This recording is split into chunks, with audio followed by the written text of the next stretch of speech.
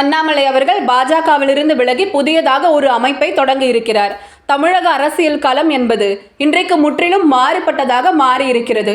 வீத லீடர்ஸ் என்ற அமைப்பை தொடங்கி இருக்கும் அண்ணாமலை அவர்கள், தமிழக வெற்றி கழகத்தின் தலைவரான திரு விஜய் அவர்கள், தற்போது எதிர்க்கட்சி தலைவராக இருக்கும் உதயநிதி அவர்கள் ஆகிய ஒத்த வயதுடைய ஆண்கள் மூவருக்கும் இடையிலான போட்டி களமாக தற்போதைய அரசியல் சூழல் மாறியிருக்கிறது.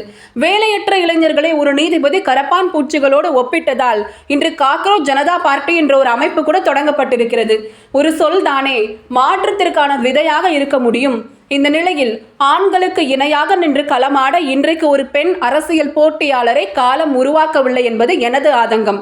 இப்போதுதான் புரட்சி தலைவி அம்மா அவர்கள் செய்தது எத்தகைய சாதனை என்று புரிகிறது. இது பற்றி உங்களுடைய கருத்து என்ன என்பதை கமெண்டில் சொல்லுங்கள். மேலும் இன்றைக்கு இருக்கும் அரசியல் சூழலில் நீங்கள் யாரை ஆதரிக்கிறீர்கள் என்பதையும் சொல்லுங்கள். மற்றும் ஒரு நல்ல பதிவுடன் உங்களை சந்திக்கிறேன். மேலும் இது போன்ற பதிவுகளுக்கு subscribe to the Epic Tamil.